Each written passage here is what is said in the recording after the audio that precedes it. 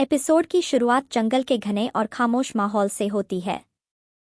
चारों तरफ ऊंचे पेड़, टूटी हुई जमीन और पिछली रात हुए संघर्ष के निशान साफ दिखाई दे रहे होते हैं।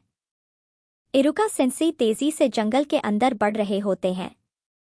उनके चेहरे पर चिंता और डर दोनों साफ झलक रहे होते हैं, क्योंकि उनका एक ही मकसद है, नारुतो को सुरक्षित वापस लाना। चलते चलते उन्हें अकादमी की एक महिला टीचर की बात याद आती है, जिन्होंने बताया था कि पिछली रात पहाड़ों के इलाके में एक भयंकर लड़ाई हुई थी और कुछ दुश्मन निंजा वहां से भाग निकले थे। यह सोचकर इरुका और ज्यादा बेचैन हो जाते हैं। वे खुद से कहते हैं कि अगर दुश्मन अभी भी आसपास मौजूद हैं, तो यह इलाका किसी भी स्टूडेंट के लिए बेहद खतरनाक है। उन्हें लगता है कि अकादमी के बाकी छात्रों को भी तुरंत सावधान किया जाना चाहिए, लेकिन इस समय सबसे जरूरी है नारुतो को ढूंढना। दूसरी ओर हम नारुतो को जंगल में अकेले चलते हुए देखते हैं। वह चारों तरफ नजर दौड़ाते हुए खुद से कहता है कि यहाँ से उसे कुछ न कुछ जरूर मिल जाएगा। उसके दिमाग में बस एक ही बात चल रही होती है, अगर वह बच्चों के कहे मुताबिक कुछ खास लेकर लौट आया तो शायद लोग उसे अपनाने लगें, शायद उसे भी दोस्त मिल जाएं। इसी दौरान अचानक इरुका सेंसेई नारुतो के सामने आ जाते हैं और सख्त आवाज में कहते हैं कि उसे तुरंत अकादमी वापस चलना होगा। नारुतो रुक जाता है, लेकिन उसका चेहरा गुस्से और हताशा से भर जाता है।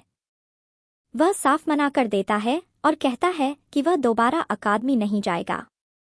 इरुका उसे समझाने की कोशिश करते हैं। वे कहते हैं कि यह इलाका बहुत खतरनाक है और एक टीचर होने के नाते वे उसे यहाँ अकेला नहीं छोड़ सकते। लेकिन नारुतो का गुस्सा फूट पड़ता है।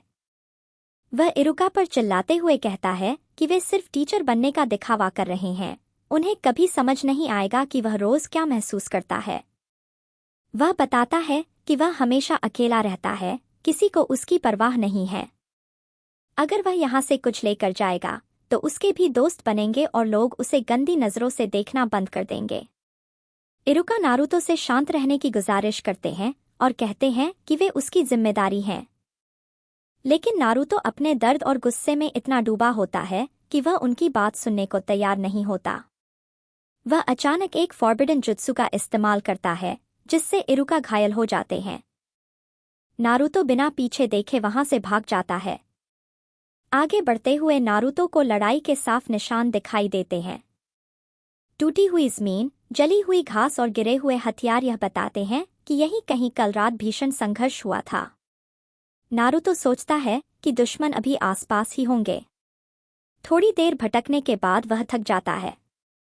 भूख और पेट दर्द उसे परेशान करने लगते हैं। वह खाने की तलाश में इधर-उधर देखने लगता है। तभी उसकी नज़र एक पेड़ पर बने घोंसले पर पड़ती है। वह पास जाकर देखता है तो उसमें एक अंडा होता है। उसी घोंसले में उसे कुछ चमकता हुआ दिखाई देता है। गौर से देखने पर पता चलता है कि वह एक कुनाई है। लेकिन यह कोई साधारण कुनाई नहीं होती, उसमें एक सीक्रेट डॉक्यूमेंट छिपा होता है। इसी दौरान पीछे से कुछ निंजा आवाज लगाते हैं और कहते हैं कि वही कुनाई है जिसे वे ढूंढ रहे हैं। वे नारुतो को उसे लेकर भागने से मना करते हैं। नारुतो कुनाई देने से इनकार कर देता है। उधर इरुका घायल हालत में नारुतो को ढूंढते हुए आगे बढ़ रहे होते हैं। चलते चलते उन्हें एहसास होता है कि शायद नारुतो सही कह रहा था। वे सोचते हैं कि वे कभी नारुतो के दर्द को समझ ही नहीं पाए। उन्हें अपना अतीत याद आता है, जब उनके माता पिता के जाने के बाद उनके पास भी कोई सहारा नहीं था। वे क्लास में शरारतें किया करते थे, सिर्फ इसलिए ताकि कोई उन्हें नोटिस करे। उन्हें एहसास होता है कि नारुतो भी शायद वही कर रहा है। दूसरी तरफ गांव में एक कैंडी शॉप के पास चोजी और शिकारु खड़े होते हैं। चोजी शिकारु से पैसे मांगता है। शिकारु हल्की नाराजगी के साथ उसे पैसे दे देता है। तभी काकाशी वहां आ जाते हैं और पूछते हैं कि वे लोग स्कूल में क्यों नहीं हैं। शिकारु पहले बात करने से मना करता है, लेकिन काकाशी उनके नाम और उनके पिता को पहचान लेते हैं। वे मजाकिया अंदाज में धमकी देते हैं कि वे उनके पापा को सब बता देंगे। बातों बातों में काकाशी को पता चलता है कि नारुतो पहाड़ों की तरफ गया है और इरुका उसे ढूंढने गए हैं। यह सुनते ही काकाशी गंभीर हो जाते हैं और दोनों बच्चों को तुरंत क्लास लौटने को कहते हैं। जंगल में नारुतो का सामना उन्हीं निंजाओं से होता है। वे उससे कुनाई वापस मांगते हैं। नारुतो फिर से फॉरबिडन जुत्सु का इस्तेमाल करता है, लेकिन वे निंजा बताते हैं कि यह उन पर काम नहीं करेगा। वे अपने मास्क उतारते हैं और पता चलता है कि वे 3 महिला निंजा हैं।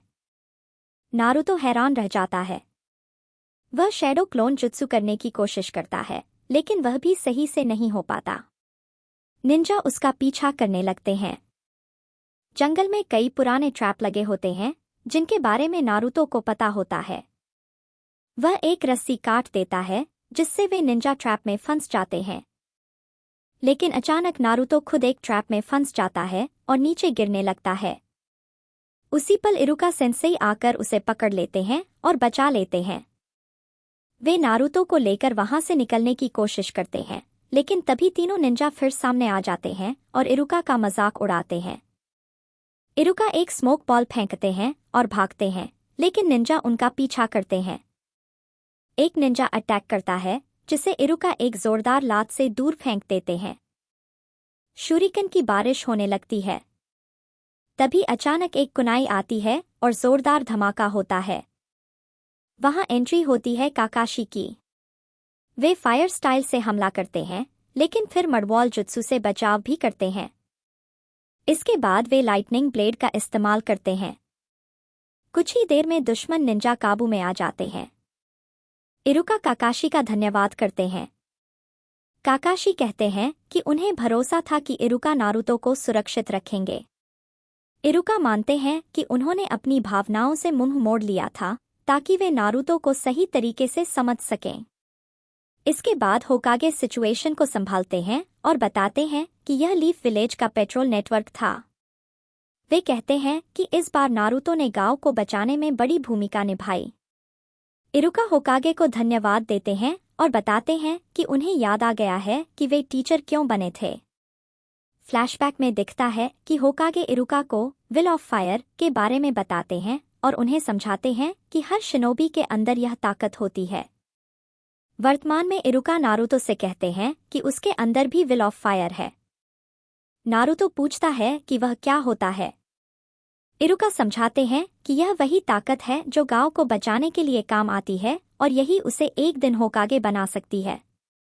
यह सुनकर नारुतो बेहद उत्साहित हो जाता है। वह तय करता है कि वह 4th होकागे से भी बेहतर बनेगा, ताकि गांव वाले उसे अपनाएं। इरुका एक पेड़ पर निशान बनाते हैं और कहते हैं कि जब नारुतो की ऊंचाई यहां तक पहुंचेगी, तब वह होकागे बनने के काबिल होगा। एपिसोड के अंत में आगे की घटनाओं की झलक दिखाई जाती है। सास्के, टोबी, पेन, यामाटो और लीफ विलेज की स्थिति, जो आने वाले एपिसोड्स के लिए एक गहरी सस्पेंस और उत्सुकता पैदा करती है। प्लीज